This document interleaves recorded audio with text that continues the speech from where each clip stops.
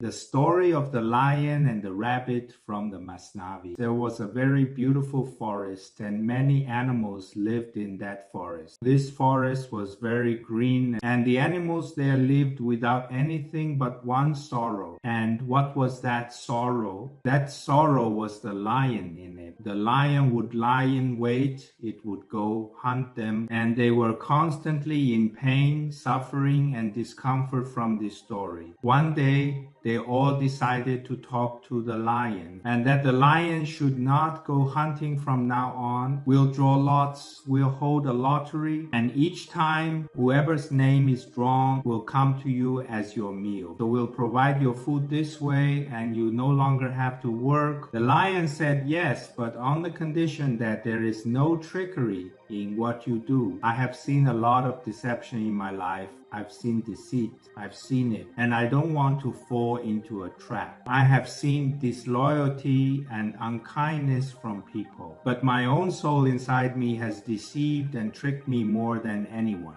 So I don't expect this trickery from you because I don't want to be deceived anymore. Although my soul is more deceitful and unkind than anyone, I follow the prophet's words that a believer is not bitten from the same hole twice. And I am a follower of this saying. As a result, without trickery and deception. The animals said to the lion, "O wise one, your effort and your planning cannot overcome divine fate and destiny, but divine destiny prevails over your efforts and planning. So go abandon your effort and striving and begin to trust and start to trust. Don't fight with divine providence so that providence and destiny won't fight with you. Before the divine decree, you must die, be dead, so that destiny and fate do not wound you." So you see that here a conversation is taking place between the lion and the animals. The animals are now telling the lion, stop your efforts and start trusting. Trusting is enough for you. Surrender to fate and destiny, have trust. It is enough for you. The lion roared that it is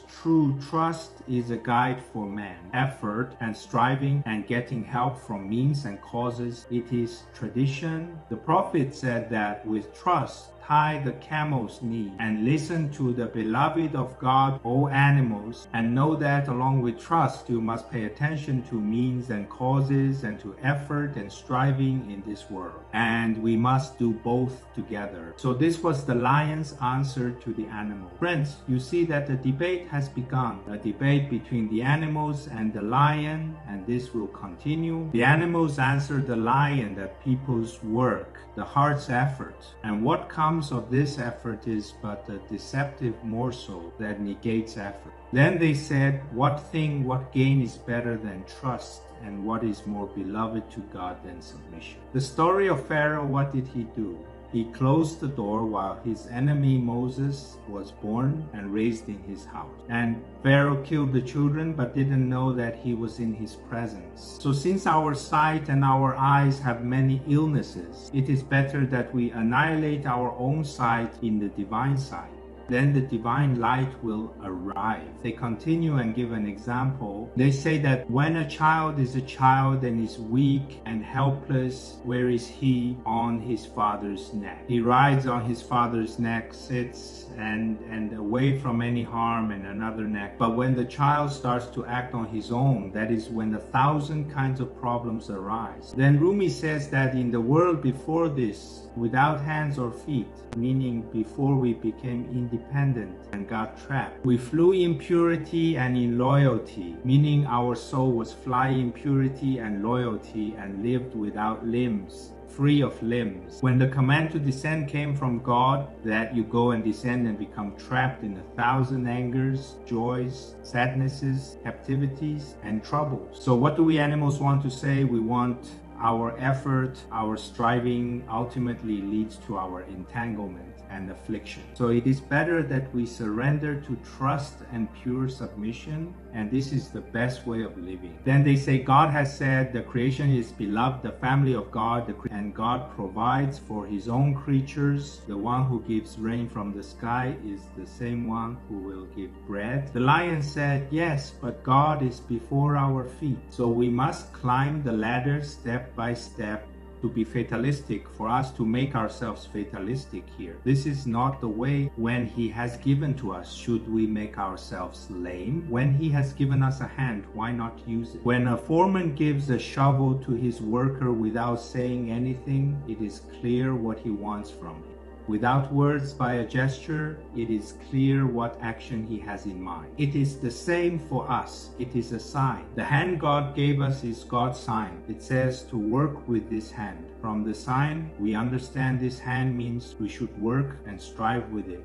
If we follow God's signs in the dimensions of life and accept them, that is when God accepts us. We reach the divine threshold, we connect to the truth itself, and find our way to the divine court. Our struggle and effort is gratitude for the blessing of power that God has to us, meaning with my struggle and effort, I give thanks for that blessing, the blessing of power that He has given us. And if we make ourselves fatalistic, this blessing, gratitude for a blessing increases my blessing, and if we make ourselves fatalistic, the blessing will leave our hand. The lion says to the animals, "O fatalists, you who have become fatalists, wake up from your sleep. Move, work hard until you reach that threshold. Do not sleep." Then ingratitude is a very unpleasant act. Ingratitude is very displeasing to God, and ingratitude will take you to the depths of hell. Finally, the lion says that you trust work, meaning do the work, struggle, and put in the effort. Then do, along with the work and effort, you do trust. And sow the seeds, rely on the Almighty.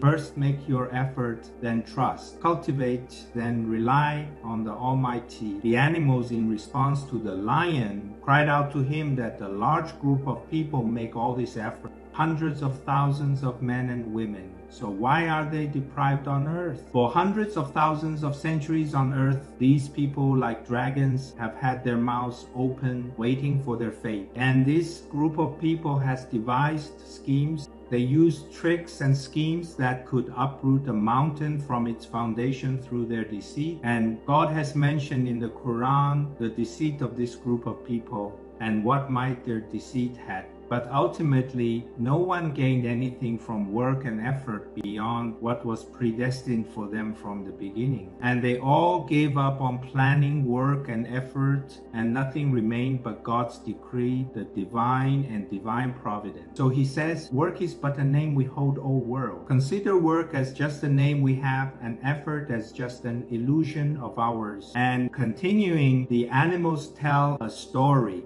It is the story of a man who, in great distress, has come to Solomon's court. The man's appearance is very pale. Both his lips are blue from fear when he reaches Solomon. Solomon asks him, "What happened? Why are you so distraught and grieved?" The man replies that, "Today I saw Azrael. I saw Azrael looking at me. After that, out of fear, I took refuge in you." Solomon said, "Now what do you want from me?" The man said, "Command the wind to send me from here to India today. But maybe when I get there, my life will be safe from Azrael's hand." Solomon does so and commands the wind to take the man to India.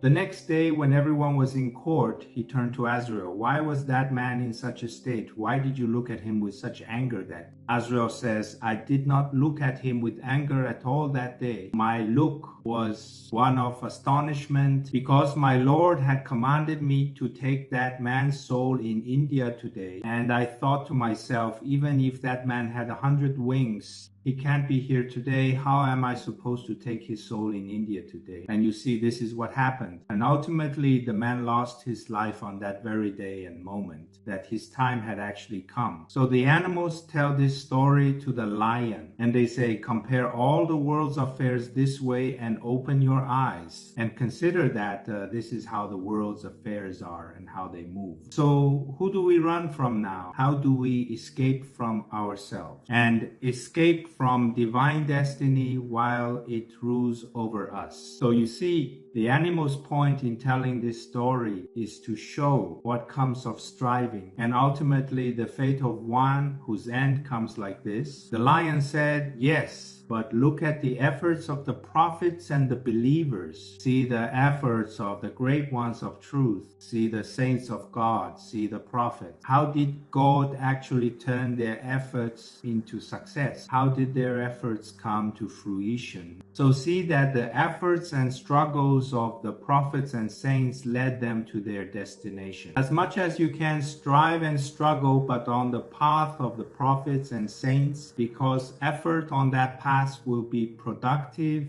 and yield abundant results. Our discussion is about effort and struggle, and he continues, which effort and endeavor is the praiseworthy one, the one that creates a hole in the prison leading to release, but that effort and struggle that closes the hole. What kind of effort is that? A fruitless, cold, and unacceptable effort. So strive and endeavor to get out of this prison of the world, and this is the effort. But the effort to close the hole, this is the prison, and we are in it. So try to make a hole and free yourself from this prison. Rumi then answers this question: does worldly wealth have a role? Is worldly wealth undesirable? Rumi says, no, it is not like that. Rumi says, what is the world? The world is being heedless of God. The world is not silver and gold and spouse and these things. Being heedless of God is the world. When they say leave the world, it means leave your heedlessness of God. So this is a subtle point that must be noted. It might come to our minds to leave the world. Leave being heedless of God. Otherwise, the things that exist are very beneficial and we can benefit from them. That wealth that is spent for your faith and belief, what kind of wealth is that?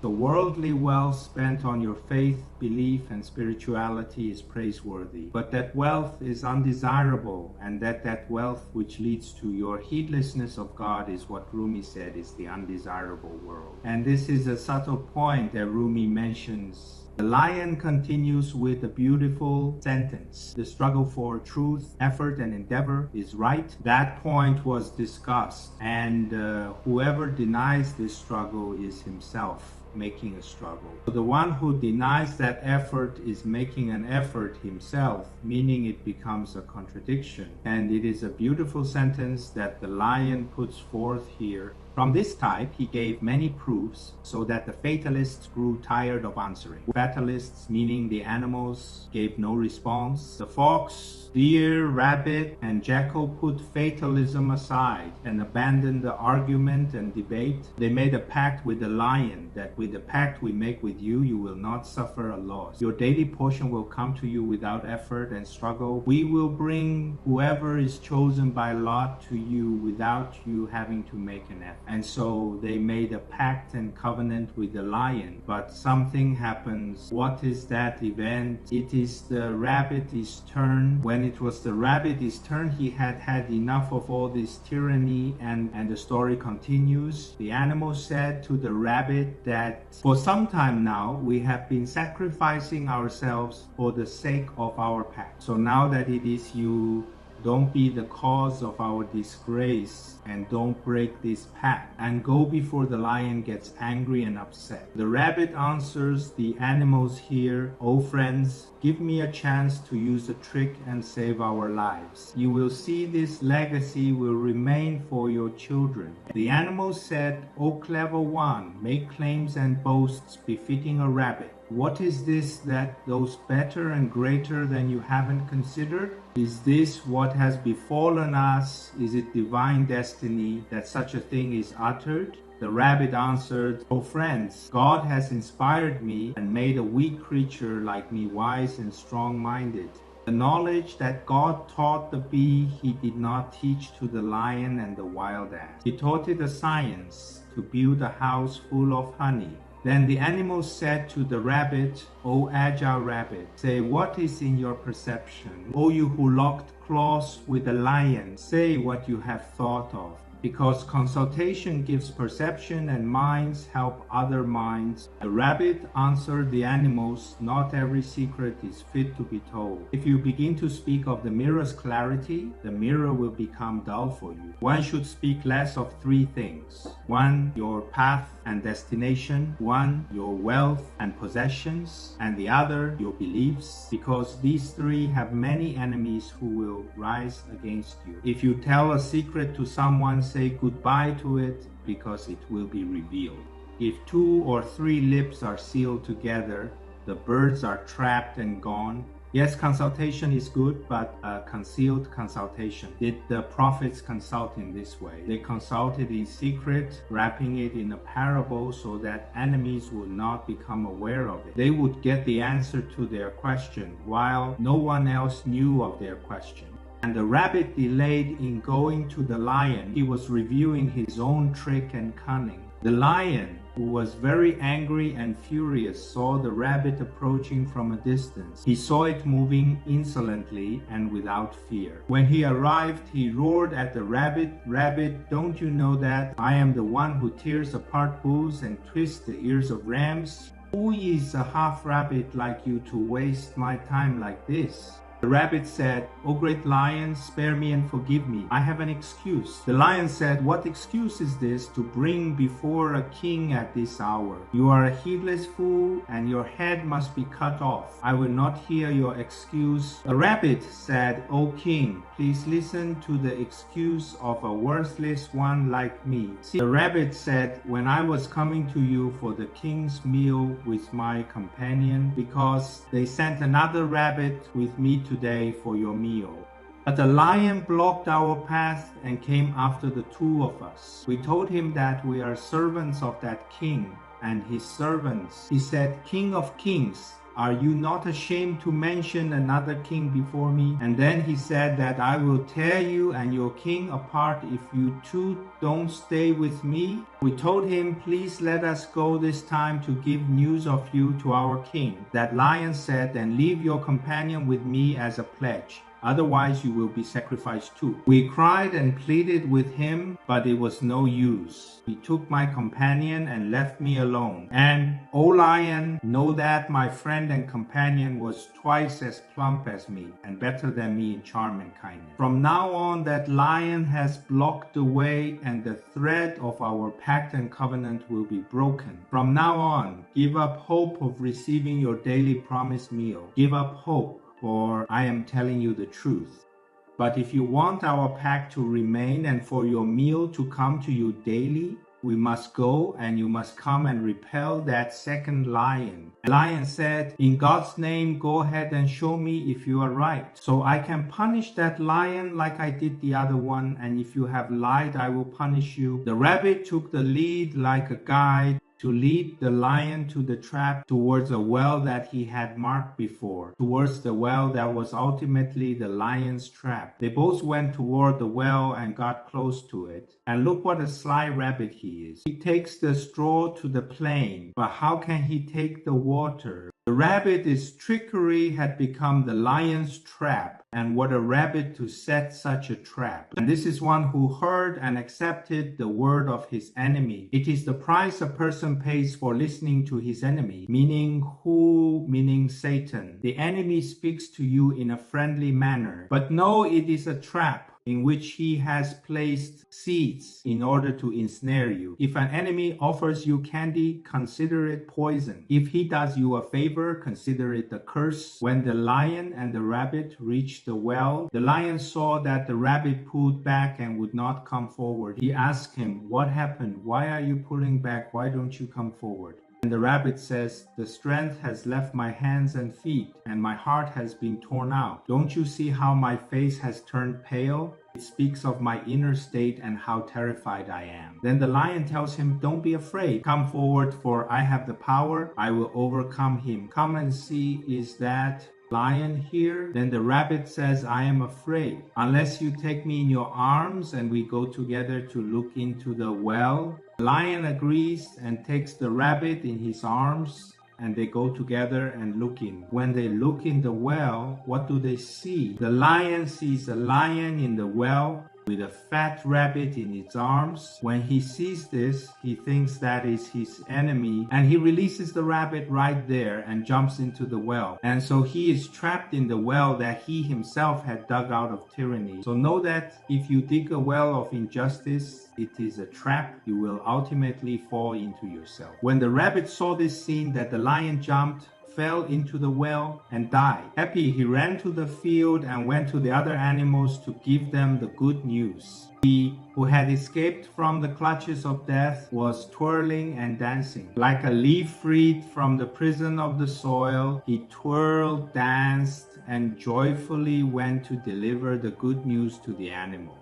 And friends, here Rumi begins to decode the story and says which part of our being each character in the story represents. Rumi says, the rabbit imprisoned the lion this way, and shame on the lion that is defeated by such a rabbit. Many are caught in such shame, yet they claim to be the leaders of the people. Come, people, and follow us. Oh, you lion, trapped at the bottom of the well, captured by a rabbit that devoured you. Your rabbit-like self wanders the desert, why you are trapped at the bottom of an endless well. Then the rabbit runs towards them, reaches them, and says, glad tidings to you, O people. Good news, O peacemaking group. Good news to you, O group. All the animals gathered and were celebrating, dancing with joy. They surrounded the rabbit like a candle, prostrated before him, and asked, are you an angel from heaven? No, no, no. You are the Azrael of lions. Whatever you are, our lives are a sacrifice for you. You acted, may your hand and arm be strong. God made this stream of success flow for you, and for your strength. Tell us how you performed this trick and how you were able to defeat the enemy. Tell us so this story may become our lesson, so it can be a balm for our souls. Tell us, for our souls bear 100,000 wounds from that tormentor. The rabbit answered, it was God, O great ones, otherwise what is a rabbit in this world? He said, it was God's support, my friends, or who is a rabbit in this world? What does he amount to? God gave strength to my hands and feet, power and might through the light of the heart. Know that it is from God's grace and divine favor that it comes from God. And all of this is from the reward that reaches his creatures. This success and this movement and power, if there is any, is from God and by God's grace. Well, friends, this story has also come to an end, and I hope you liked the story. If you liked it, please like, subscribe to our channel and share it with your friends so they can join us. I thank you all, and until the next video, goodbye.